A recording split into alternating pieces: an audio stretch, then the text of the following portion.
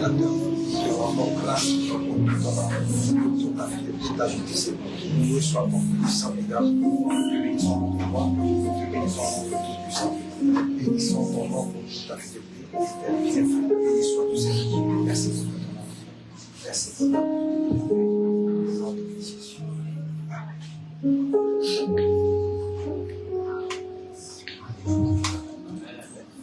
On va continuer à parler au Seigneur en ce matin.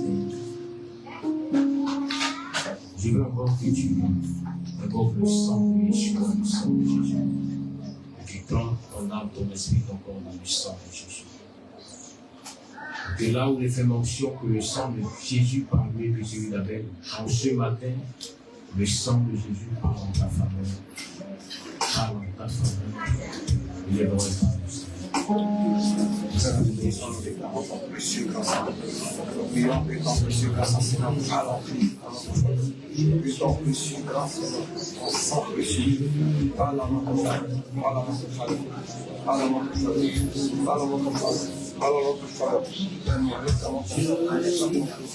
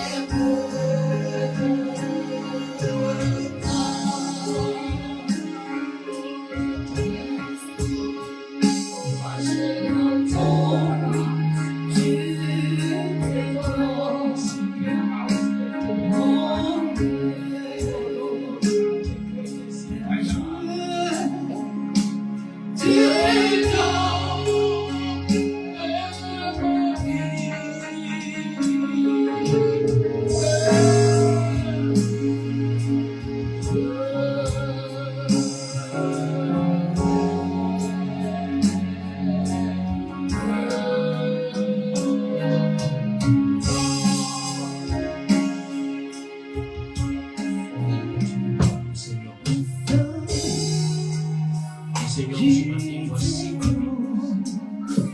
Ma vie que je trempe dans le sang de Yeshua, dans le sang de l'amour, afin qu'elle soit parfaite devant toi. Ma vie que je viens présenter sur ton autel, comme offrande vivante, oh Père, je te donne ma vie en ce matin, en totalité, ma vie en ce matin, en entièreté, partout, partout.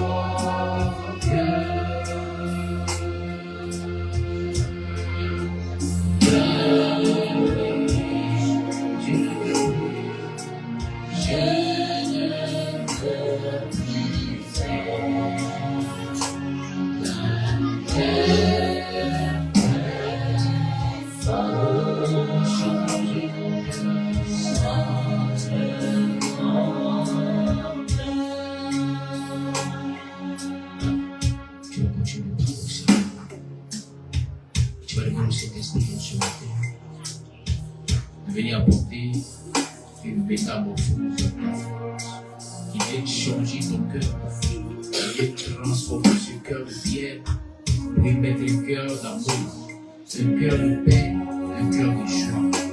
Il donne la vie, la foi et par le Seigneur.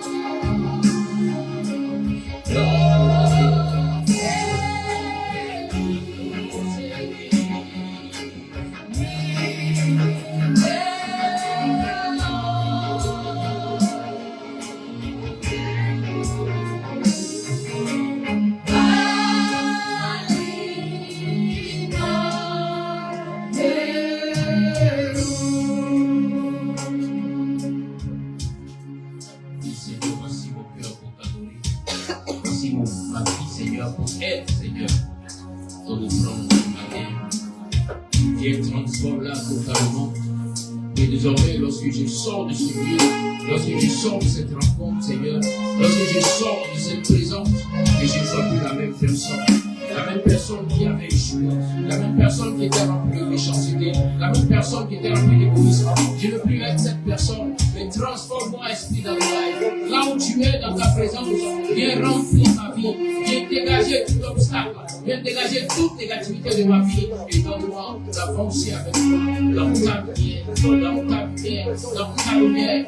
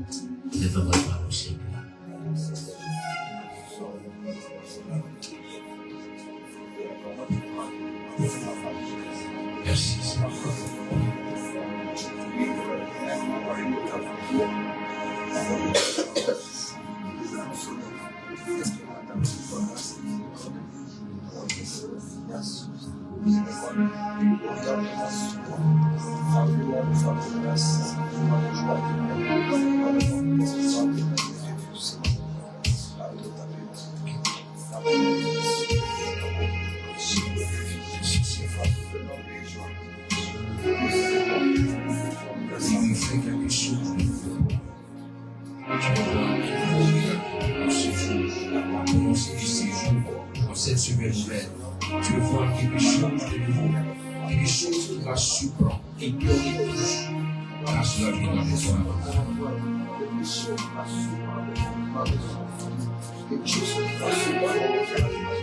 Oh, Jesus.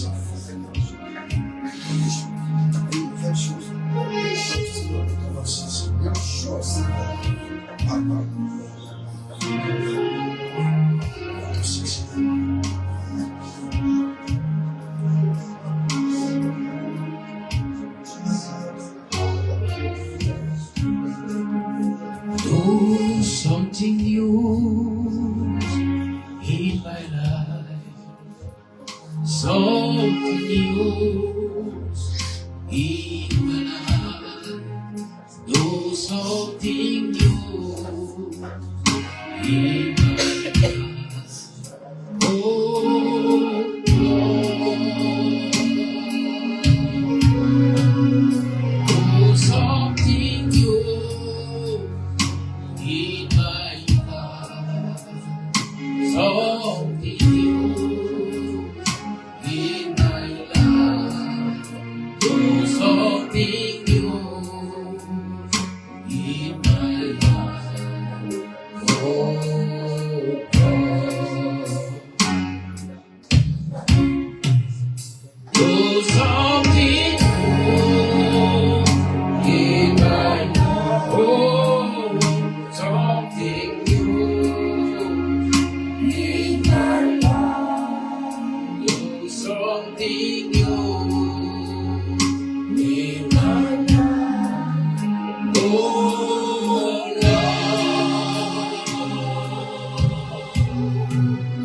do something new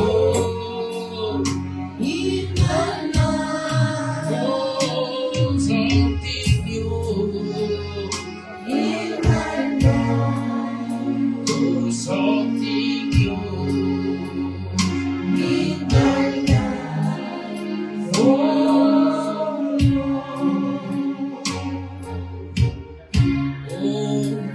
fais quelque chose dans ma vie, une nouvelle chose dans ma vie, une grande chose dans ma vie. Seigneur, oh laisse-moi faire quelque chose dans ma vie.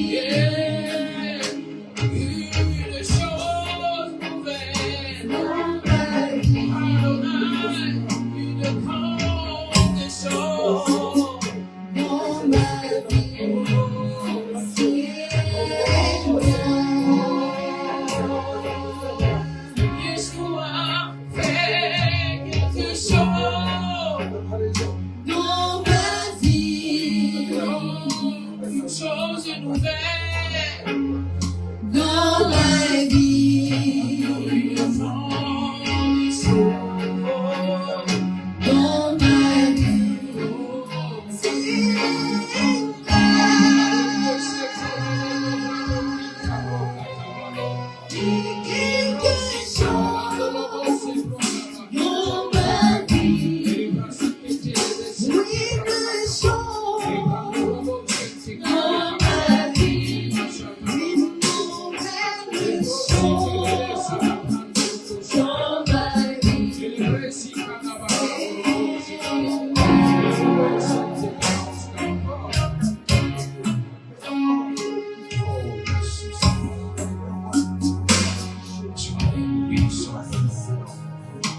Merci de faire de nouvelles choses, de faire de grandes choses dans toutes ces vies, Papa. Ce matin, Adonai, nous bénissons ton nom par ton esprit. Tu viens apporter ta force. Cette force qui va accomplir de grandes et de nouvelles choses pour tous. Pour tous ceux-là qui comptent et qui ont mis l'espérance sur toi. Pour tous ceux-là qui ont le regard fixé vers toi, oh Adonai, accomplis cette semaine. Fais de grandes choses. Fais de grandes choses. Fais des exploits. David l'a dit, avec Adonai, nous ferons des exploits et il écrasera nos ennemis.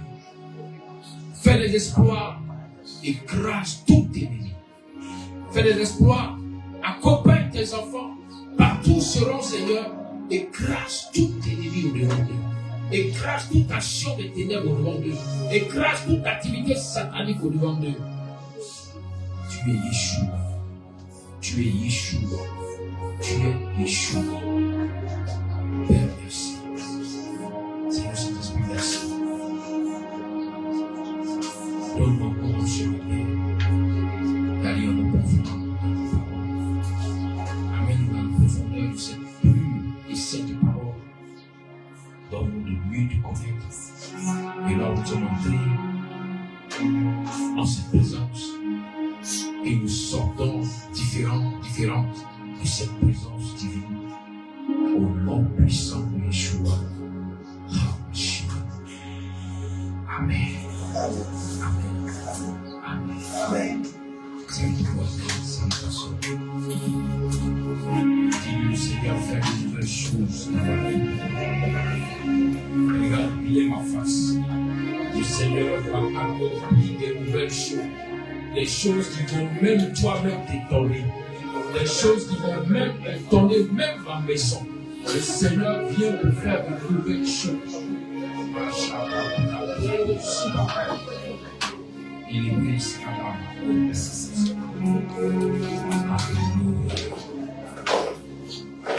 Nous allons rapidement prendre le livre. Dans le livre des Juges, chapitre 4.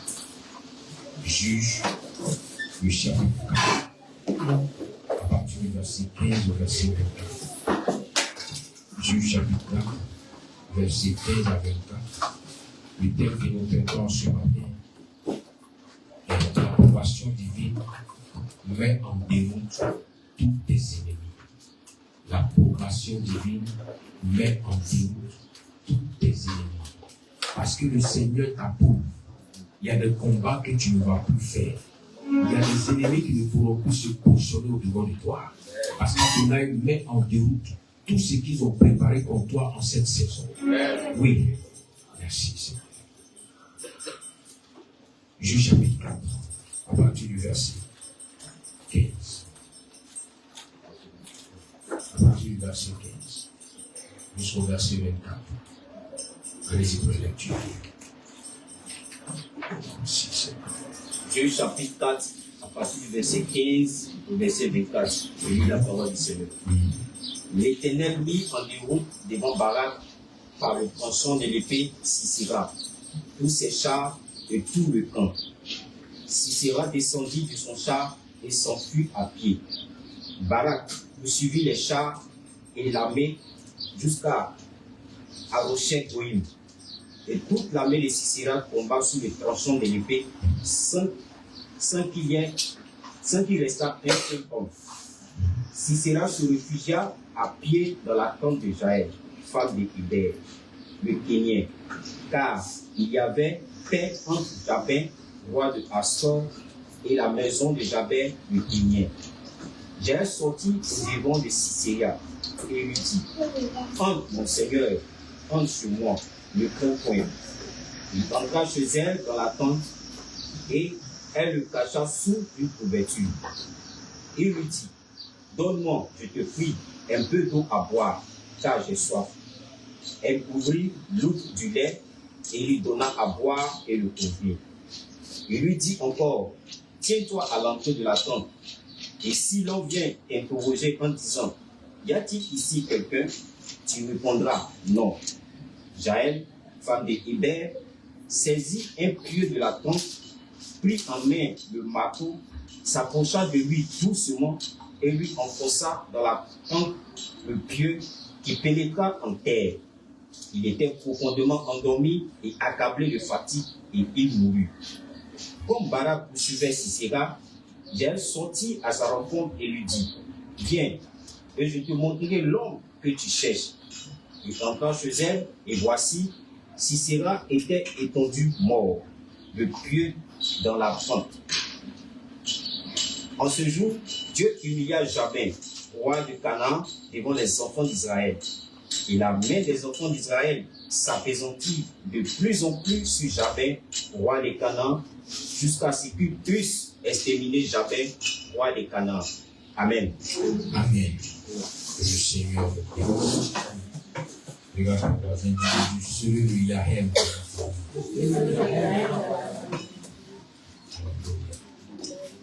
Dans le thème dit l'approbation divine met en déroute toute excellence. Regardez cette histoire d'Israël qui a rencontré une adversité forte et puissante. Israël qui a rencontré un peuple fort et puissant. Mais par la parole du Seigneur, par l'approbation du Seigneur, Israël a eu la victoire. Et cette victoire, quand elle s'est manifestée, elle a été pour la gloire d'une femme. Et pourquoi cela est arrivé? Parce que le roi qui était allé consulter le Seigneur auprès de la prophétesse Déborah n'avait pas accepté la parole sans que Déborah ne lui suive. Lorsque nous lisons les premiers versets qui précèdent dans ce chapitre 4, nous allons compte que le Seigneur avait établi comme juge en Israël une femme qui s'appelait Déborah. Elle était prophétesse. Et cette femme bien-aimée était mariée. La Bible dit ici, à partir du verset 4, il dit en ce temps-là, Déborah, une prophétesse, femme de Lapidote, était juge en Israël. Elle était assise sous le palmier de Déborah, entre Rama et Bethel, dans la région montagneuse d'Éphraïm. Les Israélites montaient la voir pour le juger. Elle fit appeler Barak, fils d'Abinoam, de Kenesh, Nephtali, et elle lui dit: le Seigneur, le Dieu d'Israël, t'a donné ce don.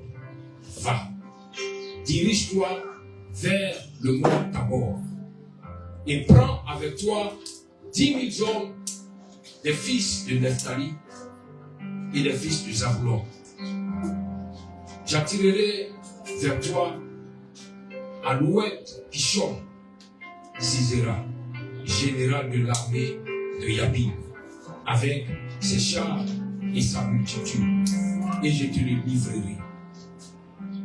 Barak lui dit: si tu viens avec moi, j'irai, mais si tu ne viens pas avec moi, je n'irai pas. Elle répondit: j'irai avec toi, mais tu n'auras pas l'honneur, tu n'auras pas d'honneur dans la voie où tu t'engages, car c'est à une femme que le Seigneur vendra, une femme que le Seigneur vendra Sisera, puis Déborah alla avec Barak à Kéchesh, à Kédesh. Amen. Bien, vous voyez, la prophétesse a donné une parole au roi. Vous lui dites, va combattre. Le Seigneur est avec toi. Voici la parole d'Adonai pour toi. Mais le roi ne croyait pas en la parole d'Adonai. Parce qu'il s'était longtemps éloigné d'Adonai. La même façon que Dieu a permis que le peuple d'Israël soit encore en oppression, en servitude, à cause du fait qu'ils avaient détourné leur regard sur Adonai. Ils avaient changé de voie.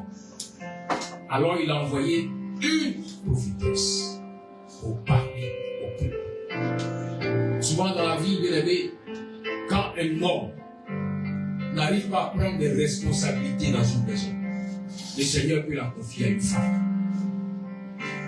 Tout Israël s'était retourné d'Adonai. Les différents chefs de famille avaient commencé à adorer d'autres dieux parce qu'ils avaient pris la peine de marier même des femmes dans la nation étrangère. Alors, le Seigneur a permis qu'ils soient en servitude, qu'ils soient sous le châtiment. Et lorsque la prophétesse Déborah parle, le roi dit, je suis d'accord, mais si tu crois que ce que tu dis est vrai, accompagne-moi au combat. Parce que si cela est faux, quand tu me suivras, toi aussi tu vas mourir quand on me tuera. Parce que moi il a pensé, vous voyez un peu. Donc elle dit, il n'y a pas de problème, tu vas t'accompagner. Mais du moment où tu as douté de la parole du Seigneur, du moment où tu as négligé la parole de Dieu, retiens ceci. Le Seigneur a parlé. Il ne pourra pas revenir sur sa parole. Mais la gloire de cette victoire ne sera pas à ton nom. Ça sera au nom d'une femme. Et c'est pas Adonai. Voilà comment celle qu'on appelle Yahel, celle qu'on ne connaissait pas dans la nation, celle dont on n'a jamais entendu parler en passant, va se retrouver à entrer dans le plan divin pour récupérer une gloire. Pour récupérer une gloire. J'avais dit que lorsque la prophétesse Déborah a accompagné le peuple, l'armée, les 10 000 hommes qui étaient avec le roi, elle les a accompagnés au combat, arrivé comme prévu, parce que le Seigneur demandait qu'il pas monté, qu'il soit sur le mont Tabor. Le mont Tabor, c'est une très grande montagne. Une très grande montagne dont l'ascension est presque 1 kilomètre. Ça fait 800, je crois 880, combien là 16 combien de mètres, mais c'est très grand. Et quand on dit 800, c'est vraiment grand. Quand nous sommes allés en Israël, nous sommes montés sur le mont Tabor, j'ai vu la différence. Quand Dieu parle du mont Tabor, il y a quelque chose de différent. Parce que quand tu es sur le mont Tabor, tu vois toute la ville, mais tu vois les maisons comme des bichettes d'allumettes, comme des petits cailloux, tellement que la montagne est haute. Le Seigneur a permis qu'ils partent sur la montagne, se mettent sur la montagne, pour ne pas qu'ils soient effrayés de ce qu'ils verront en bas. Car il est dit que le roi ennemi avait à lui seul plus de 800 chars de fer, sans compter les soldats, qui étaient innombrables. Mais étant en hauteur, Israël pouvait voir tous ces nombreux soldats comme une infime portion. Souvent la situation que tu traverses comme problème, tant que le Seigneur ne te fera pas voir la situation comme quelque chose d'infime, d'insignifiant, elle va toujours dominer sur toi. Il est temps que tu montes au Tabor. Voilà pourquoi lorsqu'il fait la promesse aux enfants, en Deutéronome 28, verset 13, il dit tu seras toujours en haut. Il y a une hauteur dans laquelle quand tu es, quelle que soit la grosseur, la grandeur de ces ennemis-là, ils seront petits au-devant de toi.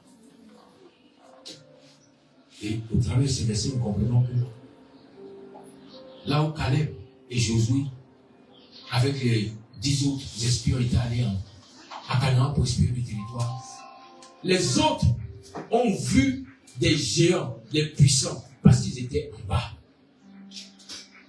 Mais Josué et Caleb étaient dans une dimension où ils les voyaient comme des moineaux, comme des petits oiseaux. C'est pourquoi une situation peut se présenter à plusieurs personnes, mais chacun aura sa manière de comprendre la situation selon le niveau spirituel que cette personne a. Alléluia. Donc il est important de monter, d'aller à la montagne du Seigneur, de monter dans la dimension du Seigneur, pour que les problèmes deviennent infimes au devant de toi. Pour que la situation devienne infime au devant de toi. Pour que tout ce que tu voyais grand auparavant devienne qu'une petite poignée que tu peux taper et détruire à l'instant. Et quand l'armée d'Israël, étant sur le mont Tabor, a pu voir l'armée ennemie arriver en bas, ils n'ont plus eu peur. Parce qu'ils voyaient des gens qui étaient petits comme des petites fourmis. Il dit, mais si c'est ces fourmis-là, nous pouvons les écraser. Il a dit que quand ils descendaient pour aller, la première Rebecca a dit, voici le temps que l'Éternel a marqué. Allez-y combattre. On dit quand tellement ils descendaient avec la confiance et la force, il y a eu la confusion dans le camp de la grande armée de Sisera. La confusion dans le camp. Ils ont commencé à paniquer. Alléluia. Ils ont commencé à paniquer. Cela, on comprend cela mieux à partir du verset 15.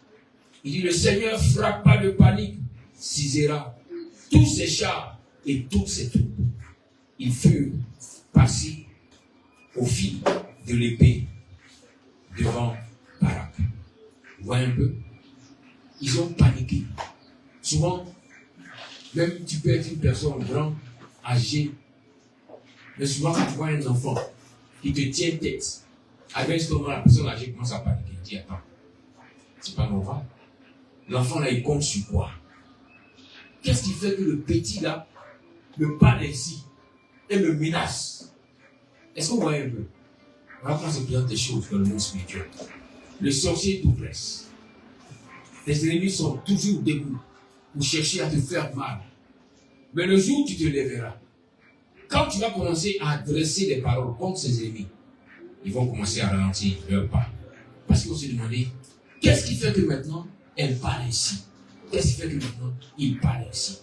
Quelle est la force qui est derrière cette personne? Car on voit souvent dans la société, quand un enfant parle comme ça, souvent quand tu essaies de le frapper, tu vois des colosses qui sortent derrière.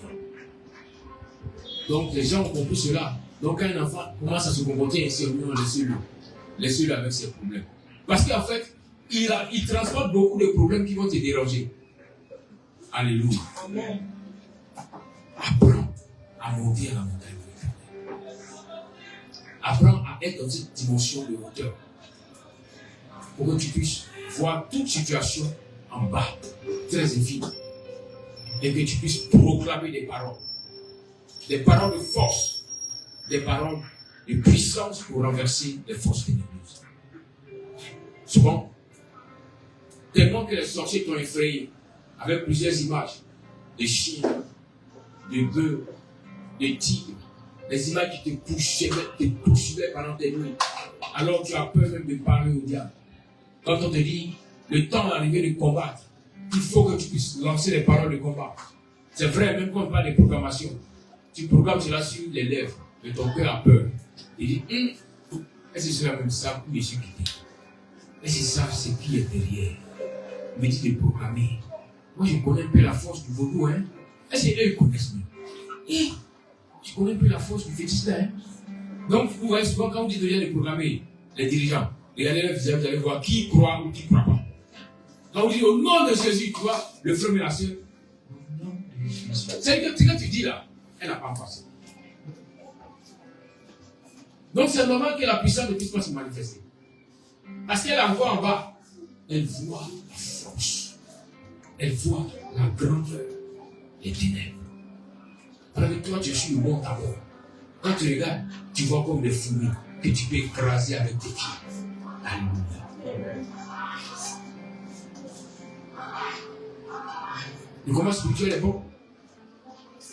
Mais bon pour ceux-là qui ont compris qu'il faut d'abord être en haut avant de combattre. Le combat spirituel est bon. Bon pour ces personnes qui ont admis que si j'ai pu sortir de ces griffes des lions, et des panthères de la famille, alors je sais que le Seigneur qui me mène en haut m'amènera à voir le dessus. Voilà pourquoi la vie spirituelle, très souvent, est représentée par l'image de l'aigle. Car un aigle, tu ne le verras pas sur la terre en train de marcher. Non. Un aigle est constamment en haut. Quand l'aigle descend, c'est pour un but bien précis. Il prend ce qu'il doit prendre et puis il remonte.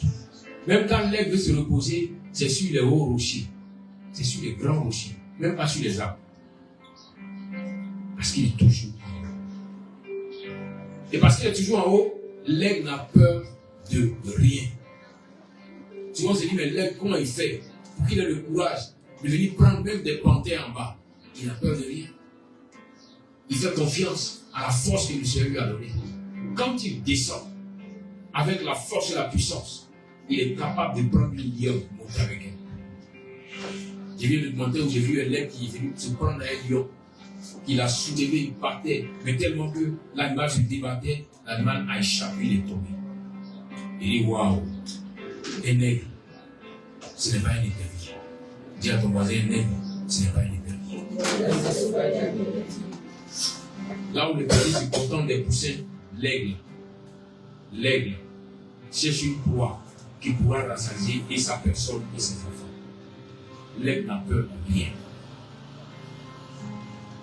Voilà comment les enfants du Seigneur doivent être à cette dimension de hauteur pour ne plus craindre. Pour ne plus craindre. Et pour programmer les paroles qu'il faut afin que le miracle se manifeste. Le vendredi, nous avons vu ici que la parole de Dieu, c'est ce qu'on appelle l'épée de l'esprit. Donc si j'arrive à proclamer cette parole, l'esprit va déployer son épée pour commencer à travailler. Alléluia. Il y a des combats où il faut permettre à la force de l'esprit de Dieu de commencer à travailler. Si j'envoie la parole, l'esprit commencera à travailler.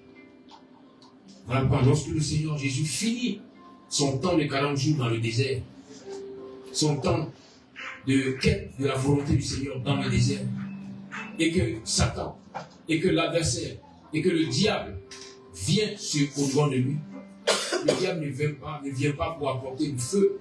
Le diable ne vient pas pour dire j'envoie la puissance que tu tombes. Non, le diable savait que ces choses ne pouvaient pas marcher sur lui.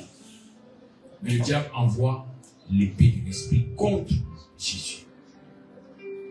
Il dit il est écrit. La parole de Dieu, c'est l'épée de l'esprit. Et lorsque le diable envoie cette épée contre Jésus, Jésus va prendre la peine de faire un retour à l'envoyeur, mais de prendre une meilleure épée de l'esprit contenue dans la parole pour renverser les paroles du malin. Jésus a dit, il est aussi écrit. Il n'a pas dit il est inventé, il dit il est aussi écrit. C'est pourquoi on parle des Écritures saintes. Voici l'âme qu'il te faut. Voici la puissance qu'il te faut pour renverser les forces ténébreuses, pour renverser les démons, pour renverser les sorciers. Car si cette âme a pu faire fuir Satan, le roi des démons, je ne vois pas quel est le démon qui pourra résister face à l'épée de l'esprit.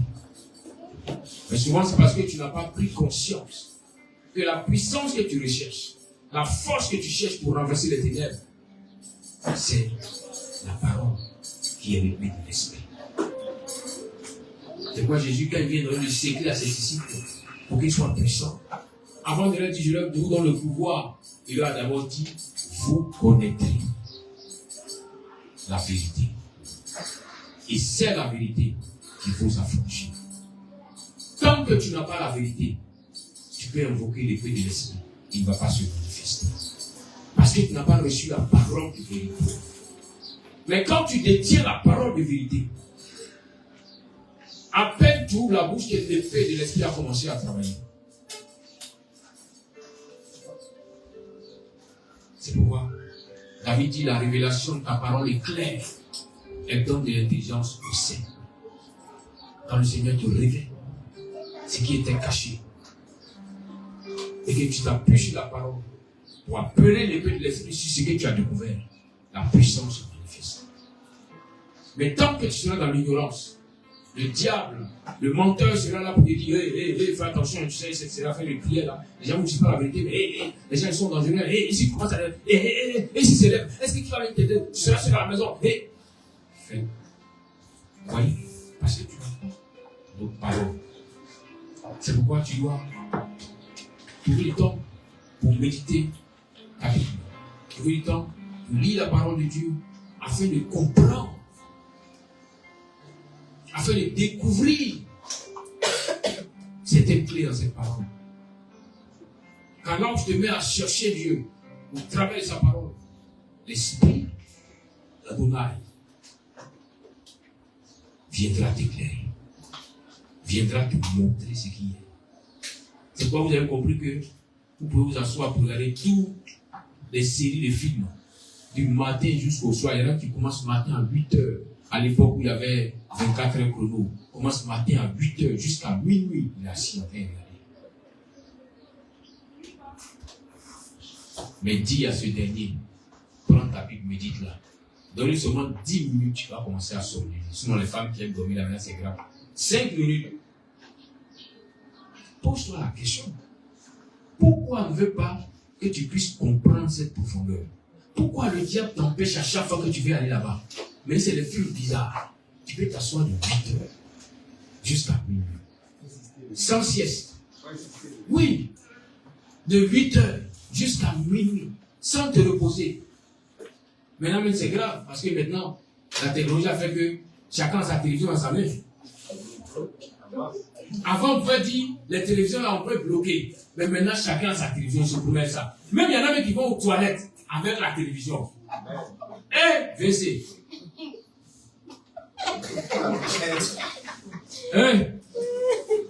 Mais, dis à ce frère ou à cette soeur, prends 1 heure pour méditer. Il voit ça comme une semaine. C'est difficile. Bien aimé, le diable est en train de te manipuler pour t'éloigner de la puissance, pour t'éloigner de l'autorité, pour t'éloigner de la connaissance. Les gens ont pensé que non, c'est seulement les hommes qui peuvent servir Dieu. Bien aimé, on a lu le passage. C'était une prophétesse authentique. Elle s'appelait Déborah. Nous avons pensé qu'une femme pour servir Dieu, elle doit être seule. C'est vrai. Lapidesse, bien aimée, elle avait un foyer qu'elle tenait. C'est une femme, oui. Elle avait des enfants qu'elle encadrait. C'est une femme, oui. Elle avait un homme dont elle prenait soin. Et comprend qu'il est avec toi. Le palmier, pour commencer à produire, quand on met les pépinières de palmier en terre, le minimum c'est 3 ans. Souvent, il y en a qui vont en 4 années avant de commencer à produire. Souvent, tu es prêt pour dire, Seigneur, pourquoi depuis je n'arrive pas? Seigneur, bien-aimé, Déborah ne s'est pas plainte. Elle ne s'est pas plainte. Dieu l'a appelée. Elle a dit, je comprends. Le Seigneur a dit, je vois entre Bethel et cette ville-là, au milieu là, je te vois sous un panier. Déborah arrive dans l'endroit. Elle regarde, il n'y a pas le panier. Elle a compris le message. C'est que le Seigneur veut qu'elle plante un panier. Parce que c'est là que Dieu va l'utiliser pour se révéler au peuple. Elle a baissé les bras. Elle a planté le panier. Elle a été patiente. Patiente pour voir ce panier grandir et commencer à donner de l'ombre. Soyez beaucoup patients. Soyez beaucoup patients. Si vous voulez expérimenter Adonai véritablement. Apprenez à cultiver cette patience. Je vous dis que Déborah était une femme mariée. Donc elle a pu s'habituer même la patience auprès de son mari. Même quand le Seigneur lui a dit, Déborah, je vais t'utiliser comme prophétesse, je suis sûr que la première personne à qui il a donné aussi le message, c'était son mari. Alors que le diable était déjà dans la bouche de son mari, il l'attendait pour la décourager. Quand elle a dit, toi comme ça. Oh, mais au moins il gêne un peu, toi-même tu ne gênes pas. Dieu dit, c'est bon, toi-même. Tu ne pries pas. On a compris à voir. Peut-être qu'il y a quelqu'un, est-ce qu'il y a un peu de vin? Et nous, on va bien le vin à diminuer un peu. Tu as pris un peu de vin? Parce que ce que tu me dis là. Ok, les gars sont là, on va voir. Bien aimé, dis-lui, verra. Déborah n'a pas douté de la parole du Seigneur. Au contraire, elle s'est levée pour aller planter le panier. Et chaque fois, elle passait pour arroser le panier. Parce qu'elle voulait que ce panier atteigne le niveau que Dieu lui a montré avant qu'elle commence à aller s'asseoir en bas. Car si elle voulait dire, comme je m'ai appelé, je reste là, dans la maison, les hommes viendront. Non, Dieu n'a pas dit ceci. Ce n'est pas ce qu'il a dit. Donc si elle restait là-bas, rien n'allait se passer. Il dit, il faut que tu sois sous le panier. Tu seras le prochain juge en Israël. Les gens viendront consulter le Seigneur au travers de toi. Les temps pourront passer. On pourra dire, on ne te connaît pas. On pourra dire, on t'a jamais vu dans une école de prophètes. On pourra dire, mais Dieu dit, je suis avec toi. Mais à cette époque-là, l'école des prophètes appartenait aux fils des prophètes. Les femmes n'y partaient pas. Mais Dieu a regardé et il a choisi une femme. Pour te dire, bien-aimé, que ne néglige pas la femme que Dieu met auprès de toi. Tu peux avoir connu le Seigneur 10 ans avant de la rencontrer. Elle peut-être c'est maintenant qu'elle a commencé. Mais fais ta part et tu verras qu'elle sera utile devant. Qu'elle pourra t'aider devant. Qu'elle pourra t'amener à élever les enfants selon les prescriptions du Seigneur pour ne pas que toi tu sois humilié. Car un enfant est une bénédiction d'Adonai, mais un enfant aussi peut être une honte pour ses parents s'ils ont été mal éduqués. Très souvent la charge reste à la portée des femmes. Voilà pourquoi en Israël, il est dit que la femme a plus de force que l'homme.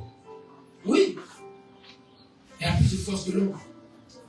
En ce sens où, souvent, elle va faire tous les travaux de la maison. Elle va s'occuper des enfants. Elle va préparer et s'occuper de toi. Même souvent, quand tu rentres, elle va chercher à prendre soin de toi. Quand tu es fatigué, elle va te masser. Elle seule a porté toute la charge. Mais souvent, au milieu de la nuit, tu viens encore lui demander un sacrifice. Alléluia.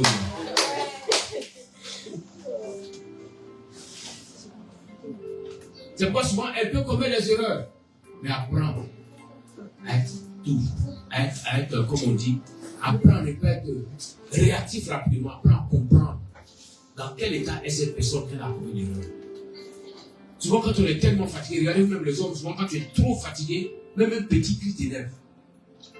Quand il y a trop de fatigue, quand tu mets les enfants font du bruit, tu es énervé. Bon, imaginez, chaque jour, c'est tape des fatigues.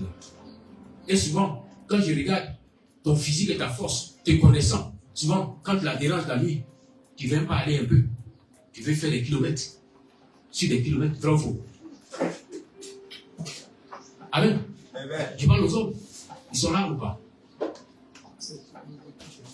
Ah, on dirait que c'est vrai ce que j'ai dit, c'est ça? Il ne veut pas laisser. À peine tu as fait 10 km, repose-toi. Toi seul, 20 km. Et il y a les gens même là, eux c'est des chasseurs. Parce que quand ils rentrent en brousse à 19h, ils reviennent seulement qu'à 6h du matin. Mes frères, doser. Mes frères, il faut doser. Il faut bien lui parler, doser. Tu fais comme si la chose va t'échapper dans 2 ans, bien aimé. Il dit juste parce que la mort vous sépare. Tu as le temps encore. Il y a des amis devant toi là-bas. Même la terre qu'on cultive, il y a des périodes où la terre, on ne la touche plus. Dans la loi du Seigneur, on cultive la terre pendant 6 années. La 7e année, on ne cultive pas cette terre, on la laisse se reposer. C'était une parenthèse. Déborah avait un foyer. Mais Déborah savait gérer son foyer. Déborah savait faire la part des choses. Elle n'a pas mélangé le foyer et le service divin. Apprenez à vous organiser pour faire la part des choses. Ne pas mélanger que le foyer et le service divin. Ça va, ça va. Apprenez à faire la différence. Apprenez à trouver du temps pour le Seigneur, même quand c'est difficile. Il y a souvent des femmes qui sont toujours en train d'être, peut-être de travailler, de préparer, que souvent même, quand la moitié est au feu, le peu de temps, même si c'est 30 minutes, tu peux prendre ça, méditer un peu la parole de Dieu.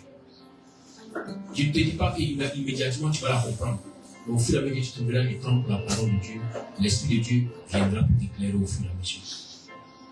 Certains me diront, non, je suis tellement bousculé, je travaille. Même quand je travaille, il y a une pause entre midi et 2. On t'a dit, la pause c'est pour manger. Tu vois ce qu'on t'a dit? C'est pour manger, vrai ou faux? On dit voici la pause pour aller manger. Mais la Bible nous dit que l'homme ne vivra pas seulement de pain, mais de toute parole qui sort de la bouche du Seigneur. Donc quand tu manges physiquement, mange aussi spirituellement. Tu as fini de manger, avant de noter, prends ta vie aussi pour manger la nourriture spirituelle, avant de continuer le travail.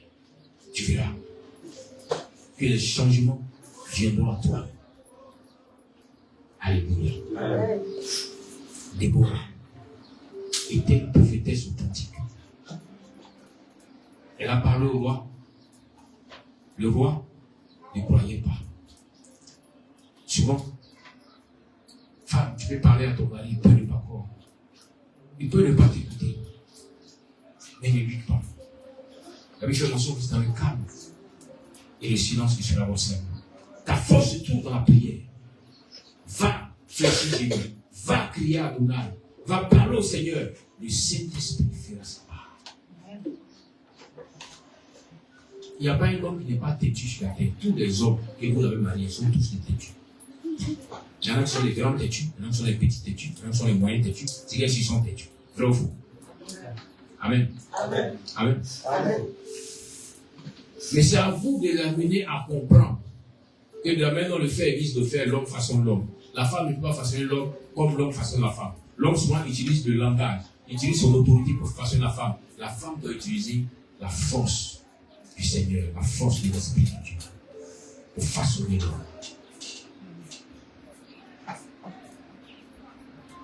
Je vais vous enseigner ici que souvent, le Seigneur vous donne des sujets de prière pour que vous puissiez prier. Mais il y en a qui ne prient pas, qui prennent ça pour aller au marché, pour aller vendre, faire commerce. Tu as ouvert le téléphone, tu as découvert un sujet de prière. Non! Ne va pas au marché pour chercher à faire un commerce avec ça. Parce que si tu te vends moins cher, on va t'acheter cadeau. Au contraire, dis Seigneur, ce que je viens de voir, tu es Adonai. Ce que je viens de voir, tu es juste. Ce que je viens de voir, tu dois intervenir. Ce n'est pas normal. Je ne comprends pas.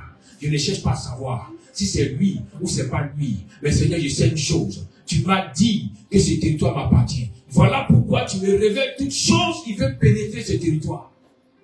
Et quand vous avez vu un président qui est dans une nation, ou un roi, et puis quelqu'un rentre dans ce territoire et puis il n'est pas au courant. Ça n'existe pas. Ce ne sont pas des renseignements généraux. Le président est au courant de tout ce qui se passe dans sa nation. Parce qu'il y a des gens qui le font. Donc si l'ange a permis que tu aies une information, calme-toi. Sois calme. Et commence à traiter l'information. Souvent, on pourra vous dire que, on a vu des djihadistes, on pourra dire au président qu'on a vu des djihadistes sortir dans le pays. Il a l'information souvent.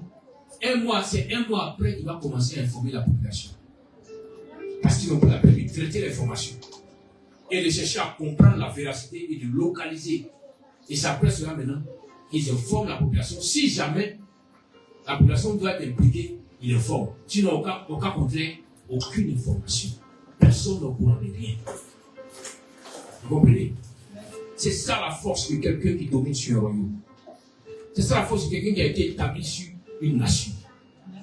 Donc toi aussi, femme, si tu as été établi sur ta maison, en tant que la maîtresse de la maison, tu dois pouvoir découvrir l'information, mais les traiter, et souvent même en parler rarement à ton mari, parce que tu as déjà traité cela. Alléluia. La dernière fois, j'ai eu une dame qui vient me voir souvent, qui a découvert une information. Et elle est venue me voir, tout en tremblant. Ce n'est pas normal. Il dit à quoi? Non, la dame là, non, mais il a pris Colombo.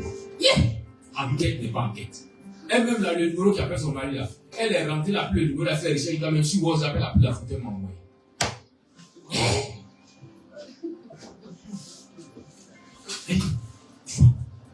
C'est comme ça un flanc. Et puis si on n'est pas un Dieu, nous avons quelque part avec on le lapide. Tu vois, celle-là, elle reste pas tranquille. Hein? Chaque fois qu'elle vous aide, elle s'éclipse. Quand je vois qu'il est à côté, en train de parler, que c'est celle-là. Il dit encore, lui, prophète, il faut la confier au Seigneur. Il dit envoie la photo, je vais la recommander à Adonai. Alléluia. Mais qu'est-ce que je fais? Il dit, dis à ton mari. Si tu veux le frayer, tu mets la photo en fond d'écran sur ton téléphone. Mais quand il est assis là, tu déposes sa bouteille, lui. Quand tu touches l'écran, quand il voit la photo, son cœur coupe, il dit, hey! Il dit, ma chérie, c'est ta soeur. Tu dis, non, celle-là. C'est une fille qui a fait la sorcellerie.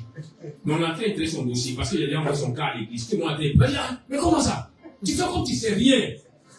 Tu dis, non, on est en train de traiter. Fin d'année, là, quelque chose va lui arriver. Il dit, ah bon? Eh mais vous ne mettez pas dans l'église, là, c'est un mois prochain. Tu dis, non, ça, c'est pas mon prochain. Ça, c'est mon adversaire. L'adversaire des enfants de Dieu. Il ne peut pas te parler. Toi, si tu ne dis rien, et puis tu es reçu. Bien aimé, c'est lui seul qui va appeler son problème. Et il faut aller loin. Et ton cas, où ton cas est envoyé là, c'est pas bon pour toi. Alléluia. C'est dans le calme et le silence que sera votre force. Ouais. Une femme puissante ne fait pas de bruit. Yael est une femme spéciale. Tout le peuple, toutes les armées poursuivaient le roi. Quand elle a vu, elle a reconnu que c'était le roi. Mais c'est calmé. Elle a envoyé dans sa tente. Tu veux quoi? De l'eau. Tu veux quoi? À manger. Tu veux quoi? C'est ce qu'il voulait. Pour le mettre en confiance et dans une condition où il allait, un homme qui est fatigué. Vous comprenez, un homme qui est fatigué. S'il mange bien, il est rassasié, il dort. Est-ce que vous comprenez? Un homme qui est fatigué, s'il mange bien et puis il est rassasié, il dort. Donc peut-être qu'il est entré, il a un rendez-vous à 21h. Toi, tu sais qu'il va vouloir dire, ah, on m'a appelé là, j'ai rien à faire, il vient. Tu prépares une des sauces là, qu'il aime. Quand il mange, tu l'encourages, mais tu avais pris, ah, mais regarde, non, il a oublié de bien manger. Mais au moment où on va se rendre compte, il dort au salon. Il est en train de revenir. Le rendez-vous est passé. Alléluia. Yael ne s'est pas agitée. Une femme de pouvoir et de force est une femme qui ne fait pas de bruit. Même quand Yael reçoit le roi étranger, même quand Yael lui donne à manger, même quand Yael va l'amener à se reposer, elle ne fait pas de bruit pour alerter tout le monde autour, tous les voisins pour dire, venez, venez, le roi étranger est chez moi. Non. Yael était sereine. Elle seule avait reçu l'instruction de comment tuer ce dernier. Et Yael avait une force et un courage. Elle a pris le pieu et elle a pointé dans la tête du roi. Pendant qu'il dormait, il ne s'est plus réveillé. Même quand elle finit d'avoir le dessus sur les ennemis du pays, elle ne s'agite pas. Elle est toujours calme. Mais seulement elle sort. Et quand elle rencontre le roi, elle lui dit, ce que tu cherches chez moi, viens que je te montre. Et quand le roi rentre, on se rend compte que le chef de l'armée étrangère, le général Sisera, était couché là, était mort. Souvent, il y a des combats dans ta maison que tu ne peux pas. Regarde s'il y a une Yael auprès de toi et dis à la Yael, combat pour moi. Elle peut être une personne qui ne fait pas de bruit parce qu'on va pas en train de prier. Elle peut avoir une force spirituelle qui peut canaliser les ténèbres et les frapper. Vous comprenez? À cette période-ci, on ne peut pas trop le bruit. Il a dit que les ténèbres sont déchaînées. Gloire à Dieu. Si les ténèbres se déchaînent, c'est que la force de Dieu aussi va descendre. Et la parole de la prophétesse Déborah s'est accomplie parce que Dieu a utilisé une femme pour tuer le chef de l'armée étrangère. La parole du Seigneur peut s'accomplir dans ta vie si tu acceptes que la Yael qui est dans ta maison ou que le Yael qui est dans ta maison puisse accomplir la volonté du Seigneur. Prie et continue de prier. Prie pour vivre la volonté d'Adonai. N'attends pas que les autres viennent t'aider. Prie. Regarde seulement au Seigneur et dis-lui, Père, je veux seulement ton approbation. Car c'est en cela que mes ennemis fuiront au-devant de moi. Alléluia. C'est pourquoi je veux que là où tu es assis, tu baisses légèrement la tête. Et tu commences à parler au Seigneur. Disons comme Yael a été calme, comme Yael a été préparé spirituellement. en cette période des fins d'année selon le calendrier romain, prépare-moi spirituellement. Donne-moi le calme. Donne-moi la tranquillité et la sérénité. Afin que je puisse invoquer le paix de l'esprit qui est la parole de Dieu contre toute adversité. Parle au Seigneur. Oh, merci. Merci, Seigneur. Parle au Seigneur.